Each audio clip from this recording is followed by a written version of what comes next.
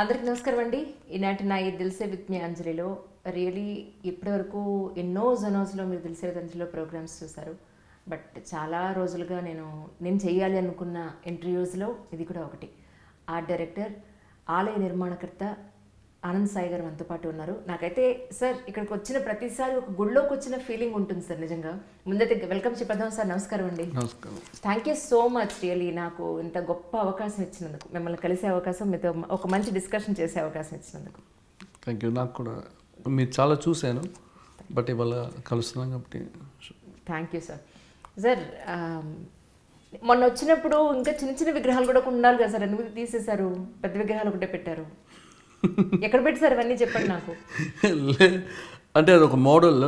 So we keep అంటే ఎవరైనా clients వచ్చేటప్పుడు ఒక స్టాచ్యూ గురించి ముందు ఒక మోకప్ చేస్తాను అది. సో వెన్ వీ డిస్కస్ అది సైట్కి పంపిస్తాను. అది చాలా బాగుంది సార్. యాక్చువల్లీ నేను ఆ రోజు రాత్రి ఇంటికి వెళ్ళినా కూడా నా కల్లో కూడా ఆ విగ్రహాలే వచ్చాయి. అది ఈ చిన్న చిన్న విగ్రహాలు ఓకే ఓకే రైట్. సార్ ఒక ఆర్ట్ డైరెక్షన్ అంటే సినిమా ఫీల్డ్ నుంచి మీ జర్నీ గురించి అంతే ఇంతకుముందు మీరు చాలా ఇంటర్వ్యూస్లో చెప్పారు. అది నేను ఎక్కడ రిపీట్ చేయదలుచుకోలే. This interview something different than other interviews అని నేను ఫిక్స్ అయ్యి వచ్చా యాక్చువల్గా. మీరు ఫిల్మ్ ఇండస్ట్రీ నుంచి ఈ ఆర్ట్ డైరెక్టర్గా, ఆలయ నిర్మాణకర్తగా మీరు ఇప్పుడు ప్రస్తుతానికి వర్క్ చేస్తూ ఉన్నారు. నేను విన్నాను పర్సనల్గా, ఒక సినిమాకి వర్క్ చేసిన వ్యక్తి ఒక ఆలయాన్ని నిర్మించగలడా, నిజంగా అంత గొప్ప ప్లాన్ ఇవ్వగలడా, ఏం చేస్తాడా ఆయన అన్న సందర్భాలు నేను నా చెవులతో స్వయంగా విన్న సందర్భాలు ఉన్నాయి. సో మీ వరకు మీరు మీ మనసులో ఉనండి, మీ ఇంట్లో వాళ్ళకనండి, మీ రిలేటివ్స్ కనండి, ఎవరికైనా సరే మీరు న్యాయం చేశాను, ఇది నేను చేయరని చాలామంది అనుకున్నారు, నేను చేసి చూపించాను అని ఎప్పుడన్నా అనుకున్న సందర్భం ఉందా? యా ట్రూ అండి. బట్ బికాస్ నేను యాక్చువల్గా ఫిలిం ఇండస్ట్రీ నుంచి డైరెక్ట్గా నేను టెంపుల్కి రాలేదు, యాదగిరిగుట్టకి. అంటే దాని ముందు ఫిలిం ఇండస్ట్రీలో చేస్తూ నాకు అంటే నా లైఫ్లో చిన్నప్పటి నుంచి ఒక చేంజ్ కోసం నేను చూస్తుంటాను. అంటే టెంపుల్స్ అంటే నాకు చాలా ఇంట్రెస్ట్ ఉంది, ట్రావెల్ చేస్తున్నా. బట్ మూవీస్లో సెట్ వేసేటప్పుడు అంతా నాకు అనిపిస్తుండేది టెంపుల్ సెట్స్. అండ్ యాక్చువల్గా బాగా కనెక్ట్ అయింది ఏంటంటే, మూవీలో మనం ప్రతి సినిమాకి సెట్స్ చేయలేం, అంటే టెంపుల్లా చేయలేం. బట్ అది వచ్చి నేను ఒక వెడ్డింగ్ ఈవెంట్స్లో అంతా నేను డిజైనింగ్ స్టార్ట్ చేసేటప్పుడు మోస్ట్లీ వెడ్డింగ్ డిజైనింగ్ అంతా చేసేవాడిని. అప్పుడు చిన్నజయ స్వామి గారు వచ్చేవారు వెడ్డింగ్స్కి. ఆయన చాలాసార్లు నన్ను పలకరించేవారు, అంటే చూసి ఎవరు చేస్తున్నారని. సో ఆ రకంగా నాకు ఒక ఎంట్రీ స్వామి ద్వారా నాకు దొరికింది. సో రామానుజాచార్యుల గురించి, ఆ ప్రాజెక్ట్ గురించి డిస్కషన్ చేసేటప్పుడు నన్ను రమ్మన్నారు, నన్ను డిజైన్ చేయమన్నారు. సో దాని తర్వాత నా డ్రాయింగ్స్ చూసి బాగా నచ్చి, సరే డ్రాయింగ్స్ అంతా నువ్వు చేయని చెప్పారు. బట్ స్వామిజీకి తెలుసు నాకు శాస్త్రంగా ఏం తెలియదు. Because you know I'm a creative person, మనం ఎట్లా చెప్తే అట్లా చేస్తాడు అనేది ఒక ఇది.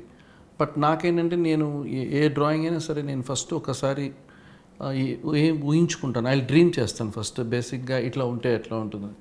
సో ఆ రకంగా ఆయనతో కూర్చొని డ్రా చేసిన స్కెచెస్ అవి. సో ఆ డ్రాయింగ్ చేసిన తర్వాత మళ్ళీ ఆయన అన్నారు, మన డ్రాయింగ్స్ అంతా ఓకే, బట్ మీరు దీని గురించి తెలుసుకోవాలి. సో అందుకు మీరు దివ్య దేశాల టెంపుల్ అన్నీ చూడండి, వైష్ణవ టెంపుల్స్ కానీ పంపించారు ఆయన. సో దగ్గర ఒక 60-70 టెంపుల్స్ దాకా నేను స్వామిజీ గారితో ట్రావెల్ చేశాను.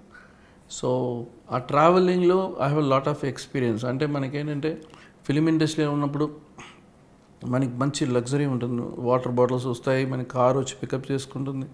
ఆ వాల్యూ అదొక ఎంజాయ్మెంట్ ఉంటుంది, అదొక స్టేటస్ కానీ ఎంజాయ్మెంట్ ఉంటుంది. So when you are successful, because I enjoyed that success. So ఆ సక్సెస్లో ఉన్నప్పుడు ఒక సడన్గా మనం ఒక ఫిలిం ఇండస్ట్రీని బ్రేక్ చేసి ఎవరు కూడా ఇంకొక ఫీల్డ్కి వెళ్ళరు, ఎందుకంటే బాగా ఫినాన్షియల్లీ మనకి సపోర్ట్ చేసేది ఫిలిం ఇండస్ట్రీ. సో బట్ నాకేమనిపించిందంటే, ఎప్పటికీ ఎండ్ ఉండదు, ఒక రోజుకి మనం ఇంకొక ఆర్ట్ డైరెక్టర్ వస్తారు, స్టేల్ అయిపోతాం. ఎందుకంటే నేను మా ఫాదర్ని చూశాను.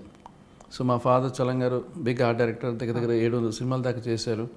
సో ఆయన 60s వచ్చేటప్పటికి సినిమాలు తగ్గిపోయినాయి. తర్వాత తోటతర్ని గారు వచ్చారు. సో ఒక్కొక్కరు తర్ని తర్వాత ఇప్పుడు సాబు శ్రీలు, ఇట్లా ఒక్కొక్క ఆర్ట్ డైరెక్టర్లు వస్తూనే ఉంటారు. So but end of the day మనకి ఆ టైంలో ఎట్లా ఉంటే, ఏదో ఒక సినిమా చేస్తే చాలు అనే స్టేజ్కి ఉంటుంది. సో నాకు వచ్చి ఆ ఇంట్రెస్ట్ ఫస్ట్ లేదు, బికాస్ నేను ఫిలింలో ఆర్ట్ డైరెక్షన్ అనేది నా ప్యాషన్ కాదు. బికాస్ ఫస్ట్ థింగ్ నేను ఫాదర్ని డిపెండ్ చేయకుండా నేను మనీ ఏం చేయాలని చెప్పి చాలా వర్క్స్ చేశాను, డిఫరెంట్ డిఫరెంట్ ఫీల్డ్స్లో చేశాను. బట్ దాని తర్వాత నాకు ఒక మంచి ఎంట్రీ ఫ్రెండ్ ద్వారా, నాకు కళ్యాణ్ గారి ద్వారా నాకు ఫిలిం ఇండస్ట్రీ ఎంటర్ అవ్వడం, ఇది అన్ని చోట్ల చెప్పుంటాను. బేసిక్లీ నేను ఈ ఎంట్రీ ఎట్లా వచ్చాను అనేది అందరికీ తెలుసు. బట్ స్వామిజీ దగ్గరికి వెళ్ళిన తర్వాత నాకు ఫిలిం ఇండస్ట్రీ టోటల్గా స్విచ్ ఆఫ్ చేసేసాను. కాంటాక్ట్స్ అన్ని. స్వామి గారి పరిచయం ఎలా అయింది మీకు యాక్చువల్లీ? స్వామి గారు ఎట్లా పరిచయం అంటే మన జగపతిరావు గారు మైహోమ్ మాత్రం. సో వాళ్ళ వెడ్డింగ్స్ చేస్తున్నప్పుడు ఆయన ఒకసారి నన్ను పిలిచారండి. పిలిచి ఇట్లాగా స్వామివారు వచ్చి ఇట్లా ప్రాజెక్ట్ అనుకుంటున్నారు. సో రామ్ నాయక్ అని బెంగళూరు ఒక ఆర్కిటెక్ట్ ఆల్రెడీ డిజైన్ చేశారు దానికి. ఫస్ట్ ఆయనే డిజైన్ చేశారు. చేసిన తర్వాత దాని ఎలివేషన్ నన్ను డిజైన్ చేయమన్నారు. అంటే ఈ డిజైన్ ద బిల్డింగ్ కంప్లీట్లీ, నన్ను ఎలివేషన్ డిజైన్ చేయమన్నారు. అంటే ఒక టెంపుల్ ఆర్కిటెక్చర్ లాగా ఉండాలి. అది స్వామీజీ గారికి ఎట్లా అనిపించింది నాకు తెలియదు. సో ఆయన ఆనంద్ సాయిని పిలిపించండి అన్నారు. సో నేను వెళ్ళి స్వామీజీ గారు ఫస్ట్ టైం కలిసాను. కలిసిన తర్వాత స్వామీజీ గారు ఏమన్నారంటే నాకు ఎలివేషన్ అన్నీ చూపించారు వాళ్ళు చేసింది. సో సర్కిల్లో ఉంటుంది కంప్లీట్గా. Circle is the concept. So ఉన్నప్పుడు చూసిన తర్వాత నాకేమనిపించింది అంటే కొంచెం ఇది ఫిక్షన్ లాగా ఉంది అని అనిపించింది. సో ఆ టైంలో నేను ఎవడు సినిమా షూటింగ్ చేస్తున్నాను. సో నేను షూటింగ్ బిజీగా ఉన్నాను. దాని తర్వాత నేను ఒక 1 month స్వామీజీ గారిని కాంటాక్ట్లో లేదు నేను. సో మళ్ళీ జగపతిరావు గారు అడిగారు, వాళ్ళు స్వామీజీ అడుగుతున్నారు మీరు ఏం చేశారా లేదా, ఒకసారైనా వెళ్ళి మీరు కలవండి అంటే నేను ఇన్స్టెంట్గా చేస్తానండి నేను వెళ్తాను అని చెప్పి, ఏదీ లేదు. సో వెళ్ళి స్వామీజీ గారికి వెళ్ళి చెప్దాం ఇట్లా ఏం చేయలేదు. యాక్చువల్గా నాకు ఆ బిల్డింగ్ కనెక్ట్ అవ్వలేదు. ఒక మోడర్న్ బిల్డింగ్ ఇచ్చి మీరు టెంపుల్ చేయమంటే ఎట్లా వస్తుంది. సో ఆ building it's self modern, it's fiction లాగా ఉంది అది. సో నేను అన్నాను సరే స్వామీజీ గారి దగ్గరికి వెళ్ళి మనం ఏ పేపర్ లేకుండా మనం ఏం చెప్తాం, బాగుండదు కదా, 1 month అయిపోయిందని చెప్పి నేను అక్కడే కూర్చొని డ్రాయింగ్ కాన్సెప్ట్స్ అన్నీ డ్రా చేసుకున్నాను. అప్పుడు స్వామి గారు కూడా వేరే పాఠశాలలో ఉన్నారు, ఆయన క్లాసెస్ తీస్తున్నారు. సో ఆ బిట్వీన్ టైం, ఆ వెయిటింగ్ టైంలో I done the sketches. So Swami garu అడిగారు ఏంటి ఏమో ఆనంద్ సాయి చేసావంటే ఎక్స్ప్లెయిన్ చేశానండి. సో ఆయన చేశారు ఇట్లాగా. బట్ మనకి ఏంటంటే నాకు కొంచెం టెంపుల్ అంటే కొంచెం ఆయన లోటస్ మీద ఉండాలి, దాని కింద ఏనుగులు ఉండాలి, చుట్టూ మీరు ఇచ్చిందని అన్నీ చెప్తుంటే ఆ డ్రాయింగ్స్ చూసి ఇమీడియట్లీగా ఆయన చాలా ఇంప్రెస్ అయ్యి మైహోమ్ రామేశ్వర్ గారికి ఫోన్ చేసి చెప్పారు, ఇమీడియట్గా రేపు మార్నింగ్ కలిసి మీరు వర్క్ స్టార్ట్ చేసేసండి, ఇదే స్టార్ట్ చేస్తాం, దీని డీటెయిల్స్ చేయండి అన్నారు. సో ఆ రకంగా రామేశ్వర్ గారిని కలవడం, ఆయన నాకు అడ్వైస్ చేశారు, నువ్వు సినిమా ఇండస్ట్రీలో లాస్ట్ 15 yearsగా ఉన్నావు, యు ఆర్ ఇన్ గుడ్ అంటే పాపులారిటీలో ఉన్నావు, అండ్ ఇదంటే ఎప్పుడు ఉంటుందో తెలియదు, ప్రాజెక్ట్ ఉంటుందో కూడా తెలియదు. సో యూ థింక్ అబౌట్, మేము డబ్బులంతా ఏమో యూ వాంట్ టు లెర్న్ అంటే నేను అన్నాను, నాకు అనిపించింది. సో బట్ నాకేంటంటే I'm not behind money beginning నుంచి నేను. సో ఇంట్లో సరే అండి నేను ఇంటికి మళ్ళీ మార్నింగ్ చెప్తానని, ఎందుకంటే ఆయన నాకు ఒక రేపు నేను బ్లేమ్ చేయకూడదు కదా, వేస్ట్. ఒక్కోసారి కొన్ని ప్రాజెక్ట్స్ మనం చేస్తూ ఉంటాం, స్టార్టే అవ్వదు, మేబీ ఫినాన్షియల్ వల్ల దేనివల్ల ఆగిపోతుంది, మొత్తం మన కెరియర్ ఎక్కడికి వెళ్తుందో తెలియదు. సో ఇంట్లో వైఫ్తో మాట్లాడేటప్పుడు తను నాకు మోటివేట్ చేశారు. తను యాక్చువల్గా బిగినింగ్ వచ్చేటప్పుడు ఏం తీసుకొని రాలేదు, యూ డన్ సంథింగ్, ఇప్పుడు మనం ఏం చేసాం, ఓన్లీ ఫిలిమే కదా చేసాం, సో నీకు ఫిలిం ఇండస్ట్రీ వద్దనుకుంటే యూ కెన్ డూ ఇట్, నీకేది నచ్చుతుంది నువ్వు చెయ్యి. సో ఐ సెట్ ఫినాన్షియల్ అంటే ఏం లేదు, మనం ఇక్కడ అమ్ముకొని will go to Kanyakumari and వాళ్ళ నేటివ్ ప్లేస్లో సెటిల్ అయిపోదాం, విల్ ప్లాన్ అకార్డింగ్లీ తను నాకు. So she'll take the financial అంతా తను చూసుకుంటుంది కాబట్టి దెన్ నేను వెళ్ళి చెప్పాను. చెప్తే ఇమ్మీడియట్గా వాళ్ళు హ్యాపీ. తర్వాత they provided me in office in my home. So రోజు మార్నింగ్ ఒక జాబ్, ఒక ఎల్ఐసి జాబ్ లాగా మార్నింగ్ ఫుడ్ తీసుకుని వెళ్ళి అక్కడే కూర్చొని డ్రాయింగ్స్ చేసి ఇట్లాగా I spend around 1.5-2 years. So no one knows that what I'm doing, so no contacts in film industry. So ఆ జర్నీలో I met so many sthapatis. So నాకు స్వామీజీ గారు రఘునాథ్ మహాపాత్ర అని ఒడిస్సాలో, ఆయన ఈజ్ పద్మ విభూషణ్ ఆయన. సో ఈ came to the project. So ఆయన statue చేస్తానని వచ్చారు. ఆయన వస్తే ఆయన నా డ్రాయింగ్స్ చూసి స్వామీజీ గారికి చెప్పారు, ఆయన ఆనంద్ సాయి సరస్వతి పుత్రుడు ఈజ్ డూ లైక్ దిస్ చెప్పి, ఆయన చెప్పడం వల్ల ఇంకా కొంచెం నాకు ప్లస్ అనుకోవచ్చు. సో స్వామీజీ గారు అప్పుడు ఆయన నాతో రండి అని సో ఆయనతో మళ్ళీ నేను వెళ్ళి ఒక 1 year దాకా ఆయన వర్క్స్ అన్నీ చూసుకోవడం అంతా ఒడిశాకి వెళ్ళి కటక్ భువనేశ్వర్ అంతా వెళ్ళి చూసేవాళ్ళని. సో ఈ రకంగా అంటే స్వామిజీ గారికి తెలుసు నేను ఎక్కడికి వెళ్ళాలనేది. హీ ప్రాపర్లీ గైడ్ మీ. అంటే చెప్పరండి అని. అంటే చాలామందికి ఎట్లా అంటే కొంతమంది చదవమని తెలుసుకుంటారు, కొంతమంది ప్రాక్టికల్గా తెలుసుకుంటారు. సో నాకు స్వామిజీ గారితో ట్రావెల్ చేసేటప్పుడు I understand it's not about book. ప్రాక్టికల్గా మనం వర్క్ చేయాలి, ఒక రోజులో ఏది రాదు. సో నాకేంటంటే దాని తర్వాత అప్పుడు నేను వచ్చినప్పుడు నాకు ఫిలిం ఆఫర్స్ ఉన్నాయి, 2-3 movies నేను ఆఫర్లో ఉన్నాయి ఇప్పుడు. సో సినిమా చేసి చేద్దామా అని ఒక ఐడియా కూడా వచ్చింది. బట్ నేనేమనుకున్నా అంటే ఆ డెడికేషన్గా మనం we have to stop eating non vegetarian, అన్నీ మనం చేయాలి, మనకు ఒక డిసిప్లైన్ రావాలి. స్వామి దగ్గరికి వెళ్ళేటప్పుడు ఒక జీన్స్ టీషర్ట్ వేసుకుని వెళ్ళేవాడిని. తర్వాత నాకే అనిపించింది అది కాదు పద్ధతి. సో అది గుడికి వెళ్ళేటప్పుడు దానికి రెస్పెక్ట్ ఇవ్వాలని చెప్పి then I become change myself. So సినిమాలో చాలా కోపం ఎక్కువ ఉండేది. సో అవన్నీ స్వామి దగ్గరికి వెళ్ళేటప్పుడు నాకు ఆయనతో రోజు కూర్చున్నప్పుడు ఆయన మహారాజుని పిలిచేవారు నన్ను. సో స్వామితో కూర్చున్నప్పుడు అంతా ఆయనతో మాట్లాడే ఒక మంచి వైబ్రేషన్ ఉండేది. అండ్ ఆ ఇంటికి వచ్చేటప్పుడు ఆ ఎనర్జీ ఉండేది బాగా. So I can sleep very pleasant Swami దగ్గరికి వెళ్ళి. సినిమాలో ఉన్నప్పుడు ఎప్పుడు నాకు నిద్ర ఉండేది కాదు. రేపు మార్నింగ్ ఏం చేద్దాము, రేపు మార్నింగ్ షూటింగ్, డైరెక్టర్కి నచ్చుతుందో లేదో సెట్, డైరెక్టర్కి నచ్చితే హీరోకి నచ్చుతుందో లేదో తెలియదు, మళ్ళీ సినిమా ఎప్పుడు రిలీజ్ అవుతుంది, ఫ్లాప్ ఎప్పుడు అవుతుంది, ఆ ఫ్లాప్ అయిపోయిన వెంటనే ఆ డైరెక్టర్ ఆ సినిమా వద్దనుకుంటారు, సెంటిమెంట్ అంటారు.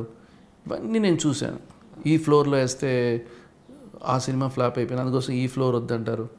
సో ఈ రకంగా ఇవన్నీ నాకు లేదు. సో నేను ప్రశాంతంగా ఒక లైఫ్ అనేది మార్నింగ్ లేస్తే ఆయన దగ్గరికి వెళ్ళడం, ఇంటికి రావడం. సో అప్పుడు నేను చాలా అదృష్టంగా చాలామంది వచ్చారు. బట్ అట్లీస్ట్ నేను స్వామిజీ గారు నేను వెళ్ళిన వెంటనే నాకు దర్శనాలు ఉండేది. సో మాట్లాడేవాళ్ళం, అవర్స్ టు టైం స్పెండ్ చేస్తారు మాట్లాడా. So it's a very good. ఎవరికైనా ఒక గురువు కావాలంటారు. అంటే నేను బిగినింగ్లో స్వామి యోగానంద గురించిను హిమాలయన్ మాస్టర్స్ ఈ బుక్స్ చదివేవాడిని, రమణ మహర్షి అంతా.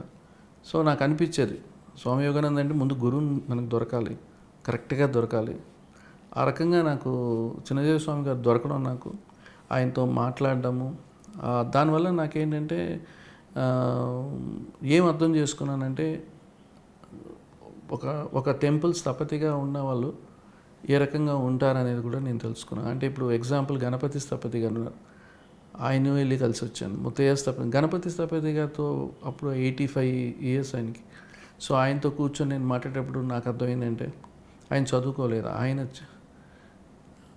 జనరేషన్గా ఆయన వస్తున్నారు. సో అప్పుడు ఆయన అడిగారు, నువ్వేంటి విశ్వకర్మ అని అడిగారు ఆ డ్రాయింగ్స్ చూసి. అవును అన్న. సో అందుకే నువ్వు టెంపుల్ చేస్తున్నావు, లేదంటే అది లేదు చేయట్లేదు. నాకు అప్పటి వరకు ఫిలిం ఇండస్ట్రీలో కూడా ఉన్నప్పుడు కూడా నా క్యాస్ట్ గురించి నాకు పెద్దగా తెలియదు.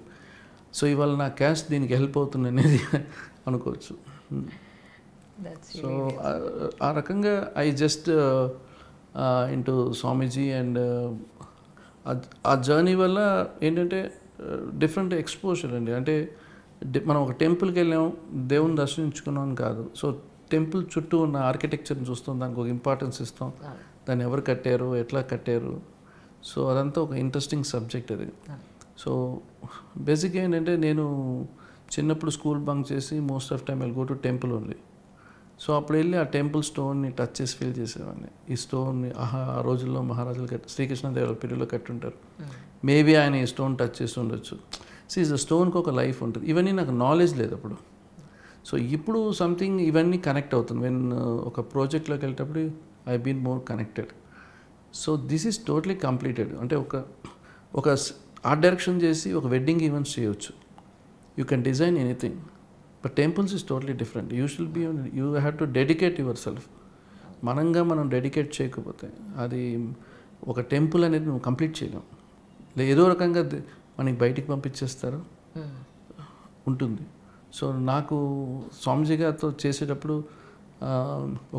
కంప్లీట్గా డ్రాయింగ్స్ అంతా ఇచ్చి స్వామి గారికి హ్యాండ్ ఓవర్ చేశాను ఇదని. ఎందుకంటే ఆ తర్వాత స్వామి గారు కూడా వాళ్ళ స్థపతి గారితో కూర్చొని శాస్త్రంగా ఉందా లేదా అనేది. Because I coordination with sthapati. When I working coordination with sthapati అంటే ఇవాళ you can that vision my first drawing I can show you here first presentation. So it's అంటే Swamiji knows that how much I dedicate. నేను ఆ project తీసుకునే వరకు వేరే ఏవి project కూడా తీసుకోలేదు. Because it's not cinema. ఒక సినిమా చేస్తూ ఇంకో సినిమా చేస్తూ మనం అంటే నాకేమనిపించిందంటే బిగినింగ్లో కూడా నేను గుళ్ళకి వెళ్ళేవాని తప్ప నాకు ఎవరు కడతారో ఎవరు తెలియదు. దానికి ఒక స్థపతి ఉంటారని నాకు ఎప్పుడూ తెలియదు.